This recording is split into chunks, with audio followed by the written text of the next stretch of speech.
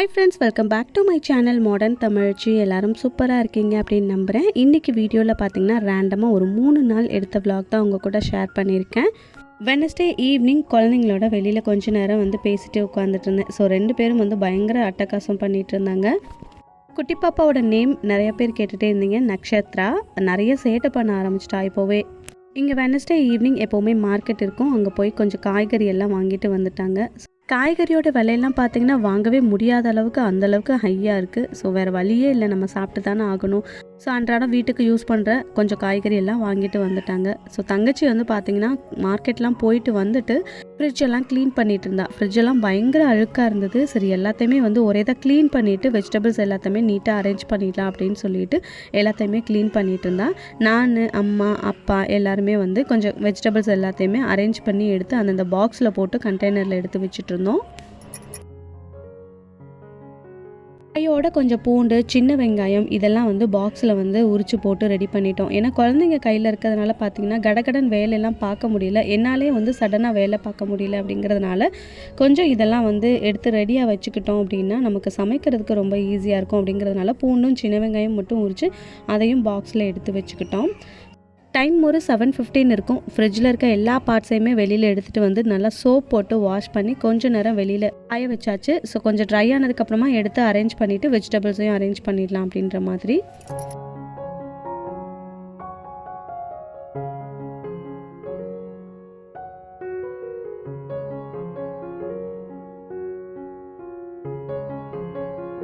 ஃப்ரிட்ஜெல்லாம் நல்லா டீப்பாக க்ளீன் பண்ணதுக்கப்புறம் தான் கொஞ்சம் பார்க்குறதுக்கே நல்லா நீட்டாக இருந்தது.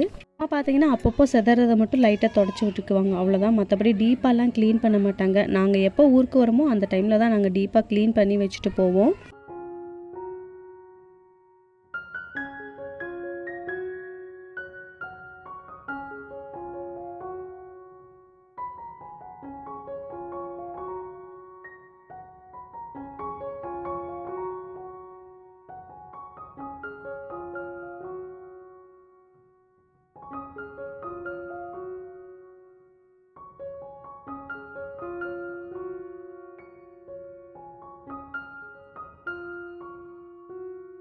காயெல்லாம் பார்த்திங்கன்னா இங்கே மோஸ்ட்லி தோட்டத்து காய் நிறையா வரும். அதுலேயும் கத்திரிக்காயெலாம் பார்த்திங்கன்னா இங்கே பார்க்குறதுக்கே ரொம்ப ரெஃப்ரெஷிங்காக இருக்கும்.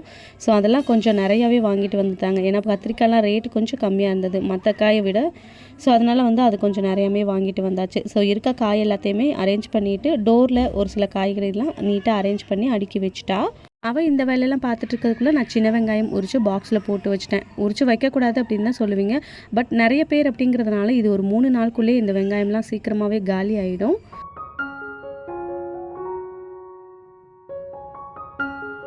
ஃப்ரிட்ஜுக்குள்ளே நல்லா க்ளீன் பண்ணிவிட்டு வெஜிடபிள்ஸ்லாம் அரேஞ்ச் பண்ணதுக்கப்புறமா ஃபைனலாக வெளியிலையும் நல்லா க்ளீன் பண்ணி விட்டாச்சு. டோரு சைட்லலாம் எல்லாமே நல்லா க்ளீன் பண்ணியாச்சு.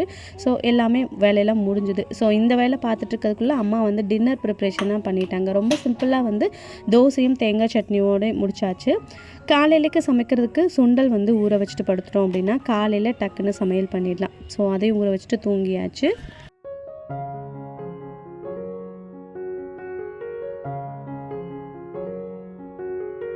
அடுத்த நாள் காலையில் தூங்கி எழுந்திரிச்ச உடனே அம்மா பால் காய்ச்சி கொண்டு கொடுத்துட்டாங்க.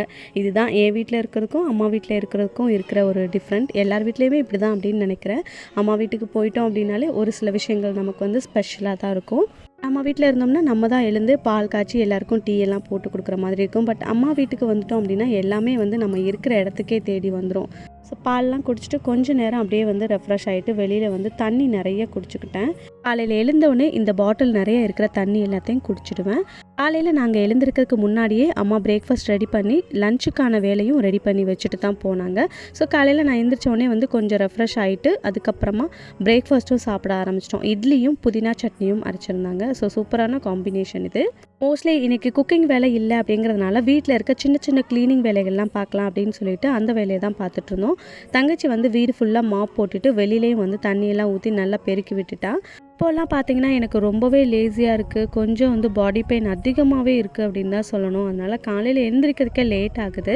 ஸோ நான் வந்து இன்றைக்கி ரொம்பவே ரிலாக்ஸ்டாக எழுந்திரிச்சிட்டு சாப்பிட்டு முடிச்சுட்டு ஹேர் கேர் வந்து ஃபாலோ பண்ணலாம் அப்படின்னு சொல்லிட்டு தலைக்கு நல்லா ஆயில் அப்ளை பண்ணிகிட்ருக்கேன். ஆல்ரெடி வந்து ஒரு 2-3 டேஸாகவே தலைக்கு ஆயில் அப்ளை பண்ணலை. ஸோ நல்லா தலைக்கு ஆயில் அப்ளை பண்ணிவிட்டு நல்லா ஏற்றி கொண்டை போட்டுட்டு அதுக்கப்புறமா என்னோடய வேலையை ஸ்டார்ட் பண்ண போகிறேன். கோயம்புத்தூர் கம்பேர் பண்ணும்போது மதுரையில் வெயில் ரொம்ப ரொம்ப அதிகமாக இருக்குது. ஆனால் டெய்லியுமே வந்து மழை பெஞ்சிருது. என்னதான் மழை பெஞ்சாலுமே வந்து பார்த்திங்கன்னா பயங்கரமாக எனக்கு ஸ்வெட் ஆகுது அப்படின்னு தான் சொல்லணும். ஏன்னா நிற மாதம் ஆயிடுச்சு அப்படிங்கிறதுனாலே வந்து எனக்கு பயங்கர ஸ்வெட் ஆகுது. அதனாலே பார்த்திங்கன்னா ரொம்ப பாடி டயர்ட்னஸ் ஆகுது. நிறைய பேர் ஹேர் கேர் ரொட்டீன் கேட்டுகிட்டே இருந்தீங்க. வாரத்தில் ஏதாவது ஒரு ஹேர் பேக் அப்ளை பண்ணிக்கிட்டே இருங்க. வெந்தயம் ஓவர் நைட் ஊற வச்சு அதை ஹேர் பேக்கை போடலாம். இல்லைனா முட்டையில் தயிர் மிக்ஸ் பண்ணி ஹேர் பேக்கை போடலாம். இந்த மாதிரி வாரத்தில் ஒரு நாள் வந்து ட்ரை பண்ணுங்கள். ரொம்பவே நல்லாயிருக்கும், ஹெல்த்தியாக இருக்கும் ஹேரு. தங்கச்சி வீடு ஃபுல்லாக மாப் போட்டு விட்டுட்டு இந்த வாரத்துக்கு தேவையான இட்லி தோசை மாவையும் வந்து கிரைண்டரில் அரைக்க போட்டுட்டா. ஸோ நான் வந்து இந்த பக்கம் சைட் பை சைட் சின்ன சின்ன க்ளீனிங் வேலையெல்லாம் பார்க்கலாம் அப்படின்னு சொல்லிட்டு இந்த மிரர் வந்து ரொம்பவே வந்து கொஞ்சம் அழுக்காக இருந்தது. அதனால அதையும் க்ளீன் பண்ணிடலான்னு நான் க்ளீன் பண்ணிகிட்டு இருந்தேன்.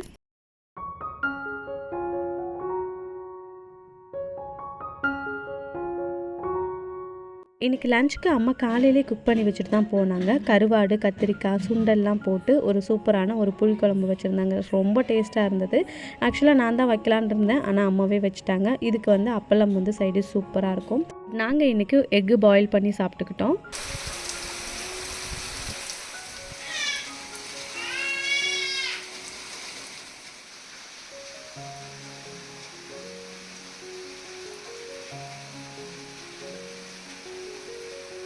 இங்கே வந்து மழை பார்த்திங்கன்னா காலையில் நல்ல பயங்கரமாக வெயில் அடிக்குது. ஆஃப்டர்நூனுக்கு மேலே கொஞ்சம் இருட்டாயிட்டு அப்படியே மழை பெய்ய ஸ்டார்ட் ஆகிடுது.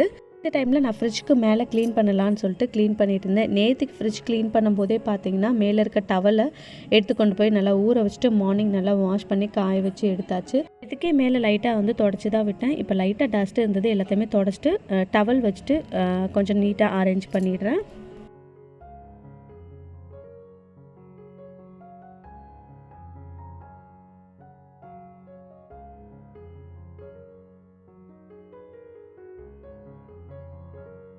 லன்ச்லாம் சாப்பிட்டு முடிச்சுட்டு ஆஃப்டர்நூன் நல்லாவே தூங்கி எழுந்திரிச்சிக்குவோம். அதுக்கப்புறமா வந்து தம்பிக்கு கொஞ்சம் ஹோம் ஒர்க்லாம் சொல்லி கொடுத்துட்ருந்தேன். நிறைய பேர் வந்து அவன் ஹோம் ஒர்க் எழுதிட்டுருக்கான் அப்படின்னு சொன்னோடனே எங்கே ஸ்கூல் சேர்த்துருக்கீங்க அப்படின்னு கேட்டிருந்தீங்க. நான் இங்கே வந்து ஸ்கூல்லாம் எதுவுமே சேர்க்கல. அவனை வந்து கண்ட்ரோல் பண்ண முடியல. ஸோ ஒரு இடத்துல அவனை வந்து என்கேஜாக வச்சுக்கணும் அப்படிங்கிறதுக்காகவே வந்து டெய்லி ஈவினிங் ஒரு 1.5 மணி நேரமாவது கிட்ட உட்கார வச்சு ஏதாவது ஹோம் ஒர்க் கொடுத்துட்டுவேன். ஸோ கொஞ்சம் ஃபஸ்ட்டு வந்து ஸ்ட்ரகிள் பண்ண உட்காரவே மாட்டேன்னுட்டான். அதுக்கப்புறம் வந்து நான் கொஞ்சம் மிரட்டி உட்கார வச்சு ஹோம் ஒர்க்லாம் சொல்லி கொடுத்துட்ருக்கேன். ஸோ கொஞ்சம் ட்ரெஸ்ஸும் இருந்தது, நேற்று காலையில் வாஷ் பண்ணது எல்லாமே. அது எல்லாத்தையும் மடித்து வச்சுக்கிட்டே வந்து அவனுக்கு சொல்லி கொடுத்துருந்தேன். அதுக்கப்புறமா அம்மா கடையிலேருந்து வந்ததுக்கப்புறமா முருங்கைக்கீரை வாங்கிட்டு வந்திருந்தாங்க. ஸோ அது எல்லாத்தையுமே உருகி நாங்கள் 2 பேரும் ரெடி பண்ணி வச்சுட்ருந்தோம். அடுத்த நாள் காலையிலேக்கு தேவைப்படும் அப்படின்னு சொல்லிட்டு. ஷார்ட்ஸ் வீடியோவில் ஃபேஸ் பேக் போட்டிருந்தேன். என்ன ஃபேஸ் பேக் போட்டிருக்கீங்க அப்படின்னு சொல்லிட்டு டீட்டெயிலாக கேட்டிருந்தீங்க. நான் வந்து இப்போ நான் இன்ஸ்டாகிராம் பேஜில் கனிஸ்ரீ ஹெர்பல் அப்படின்னு சொல்லிட்டு ஒரு பாத் பவுடர் வாங்கியிருந்தேன். அது கிட்டத்தட்ட முடியவே போகுது. ஸோ அதை தான் நான் வந்து ஃபேஸ்க்கு அப்ளை பண்ணிகிட்ருக்கேன். இது ஒரே ஒரு விட்டமின் இ கேப்சூல் மட்டும் சேர்த்துட்டு அதை வந்து கொஞ்சமாக தண்ணி சேர்த்து மிக்ஸ் பண்ணி ஃபேஸில் அப்ளை பண்ணி 10 மினிட்ஸ் கழித்து நான் ஃபேஸ் வாஷ் பண்ணிவிடுவேன். இது பாத் பவுடர் தான், பட் ஃபேஸ்க்கும் வந்து சூப்பராகவே செட் ஆகுது. எனக்கு நல்லாவே வந்து ஸ்கின் நல்லா பிரைட் ஆகுது அப்படின்னு தான் சொல்லணும். ஆல்ரெடி வந்து கன்சீவாக இருக்கிறதுனால கழுத்தெல்லாம் பார்த்திங்கன்னா நல்லா டார்க் ஆகிடுச்சு. ஸோ இதை தான் வந்து அப்பப்போ நான் போட்டு ஃபேஸ் வாஷ் பண்ணிகிட்ருக்கேன். இவங்கக்கிட்ட வந்து ஃபேஸ் பேக்கும் இருக்குது. அதெல்லாம் நான் வந்து ஆல்ரெடி ஃபேஸ்க்கு போட்டு அது காலியாகவும் ஆகிடுச்சு. இப்போதைக்கு இதை தான் நான் யூஸ் பண்ணிகிட்ருக்கேன். ஸ்கின் வந்து நல்லாவே பிரைட்டாக இருக்குது, உங்களுக்கு நல்லாவே தெரியும். ஜஸ்ட்டு வந்து லிப் பாம் மட்டும் ஃபேஸ்க்கு அப்ளை பண்ணியிருக்கேன்.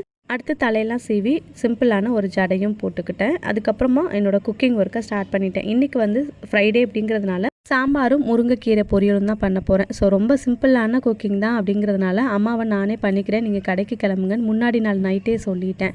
ஸோ அதனால் இன்றைக்கி குக்கிங் வந்து நான் தான் பண்ண போகிறேன். தங்கச்சி வந்து கொஞ்சம் இன்றைக்கி ஃப்ரைடே அப்படிங்கிறதுனால பூஜை ரூம்லாம் க்ளீன் பண்ணிகிட்ருக்கேன் அப்படின்னு சொன்னான். சரி அதை பண்ணட்டும் அப்படின்னு சொல்லிட்டு நான் இந்த வேலையெல்லாம் பார்க்கலாம் அப்படின்னு சொல்லிட்டு கிச்சனுக்கு வந்துட்டேன். என்னோடய ப்ரெக்னென்சி ரிப்போர்ட் பற்றி நிறைய பேர் கேட்டுகிட்டே இருந்தீங்க. எனக்கு வந்து இப்போ ப்ரெஷர், சுகர் எல்லாமே வந்து பார்த்திங்கன்னா நார்மலாக தான் இருக்குது அப்படின்னு சொல்லிட்டாங்க. அதே மாதிரி பேபிக்கு வாட்டர் கண்டென்ட், ஹீமோக்ளோபின் எல்லாமே வந்து பார்த்திங்கன்னா நார்மலாக தான் இருக்குது. ஹீமோக்ளோபின்லாம் பார்த்திங்கன்னா இப்போ 10 இருக்குது. முன்னாடி செக்கப்பில் செக் பண்ணும்போது 12.5 இருந்தது. இப்போ 10 ஆகிடுச்சு. இந்த 1 வீக்குள்ளே வந்து பார்த்திங்கன்னா டக்குன்னு ரெடியூஸ் ஆகிடுச்சு. பட் டாக்டர் வந்து இதுவே போதும், நார்மல் தான் அப்படின்னு சொல்லிட்டாங்க. லாஸ்ட் வீக் டியூஸ்டே செக்கப் போகிறப்பே வந்து நான் ஒரு வேளை அட்மிட் பண்ணிடுவாங்க அப்படின்ற டவுட்டில் தான் நாங்கள் மோஸ்ட்லி வந்து ட்ரெஸ்லாம் பேக் பண்ணி ரெடியாக வச்சுட்டு தான் போனோம் வீட்டில். சரி சப்போஸ் வந்து அட்மிட் பண்ணிட்டாங்க இல்லை டேட் கொடுத்துட்டாங்க அப்படின்னா டக்குன்னு அட்மிட் ஆகிடலாம் அப்படின்ற மாதிரி.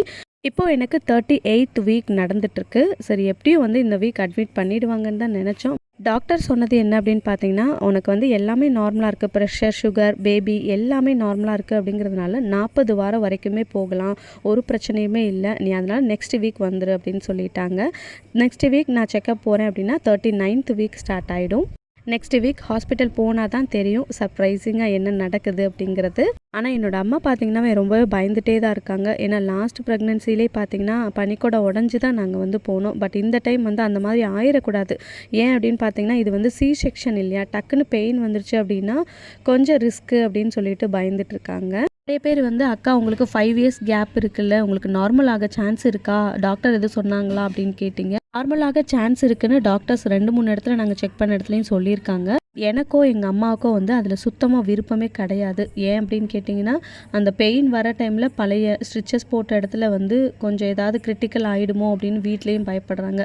ஸோ அதனாலே பார்த்திங்கன்னா சரி எதுக்கு இதெல்லாம் அப்படின்ற மாதிரி தான் எனக்கும் தோணுது. ஒரே தான் சி செக்ஷனே பண்ணிடலாம் அப்படின்ட்டு. நார்மல் டெலிவரிக்கு 9th மந்த் எக்ஸசைஸ்லாம் கேட்டுகிட்டே இருந்தீங்க, உங்களுக்கு யூஸ்ஃபுல்லாக இருக்கும் அப்படின்ற மாதிரி நான் ஃபஸ்ட்டு பேபிக்கு வந்து கொஞ்சம் எக்ஸசைஸ்லாம் பண்ணேன். பட் இந்த பேபிக்கு வந்து எக்ஸசைஸ்லாம் பண்ணலை, ஜஸ்ட்டு கொஞ்ச நாள் வாக்கிங் மட்டும் போனேன், அவ்வளோதான். இப்படி வந்து உங்களுக்கு எக்ஸசைஸ்லாம் பண்ணணும் அப்படின்னா டாக்டர்கிட்ட நீங்கள் நல்லா கன்ஃபார்ம் பண்ணிக்கோங்க, எக்ஸசைஸ்லாம் பண்ணலாமா அப்படின்னு சொல்லிட்டு.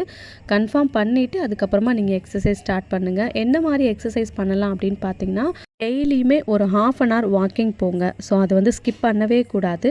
அதுக்கப்புறமா பட்டர்ஃப்ளை எக்ஸசைஸ் அது வந்து ஒரு 10 மினிட்ஸ்க்கு ஒருக்க வந்து பண்ணிகிட்டே இருக்கணும். ஆனால் கண்டினியூவாக பண்ணவே கூடாது, ரொம்ப பெயின் இருக்க மாதிரி பண்ணக்கூடாது.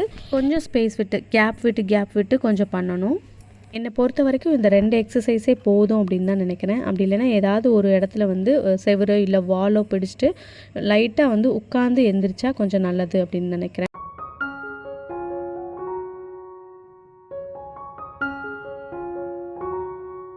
குக்கிங் வேலையெல்லாம் முடிச்சுட்டு நல்லா தூங்கி எழுந்ததுக்கப்புறமா ஈவினிங் வந்து சாமிக்கு மஞ்சள் குங்குமம்லாம் வைக்கலான்னு சொல்லிட்டு அந்த வேலையெல்லாம் பார்த்துட்டு இருந்தேன். தங்கச்சி வந்து முன்னாடி நாள் நைட்டே வந்து பூஜை பொருள் எல்லாத்தையுமே வாஷ் பண்ணி வச்சுட்டா.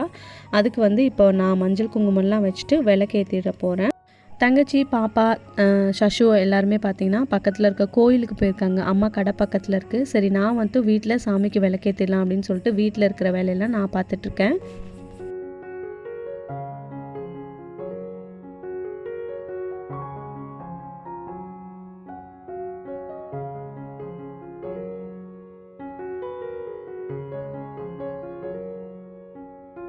இன்றைக்கி வீடியோவில் நீங்கள் கேட்ட face pack and pregnancy report பற்றி நான் உங்கள்கிட்ட டீட்டெயிலாக சொல்லிட்டேன் அப்படின்னு நினைக்கிறேன்.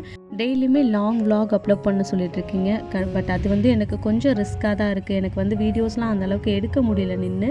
ஸோ ட்ரை பண்ணுறேன், இன்றைக்கி வீடியோ உங்கள் எல்லாருக்குமே பிடிச்சிருக்கும்னு நினைக்கிறேன், யூஸ்ஃபுல்லாக இருக்கும் அப்படின்னு நினைக்கிறேன். இன்றைக்கி வீடியோ உங்கள் எல்லாருக்குமே பிடிச்சிருந்தது அப்படின்னா வீடியோக்கு ஒரு லைக் கொடுத்துட்டு சேனலை மறக்காமல் சப்ஸ்கிரைப் பண்ணிக்கோங்க. இதே மாதிரியே இன்னொரு vlogல பார்க்கலாம். தேங்க்ஸ் ஃபார் வாட்சிங்.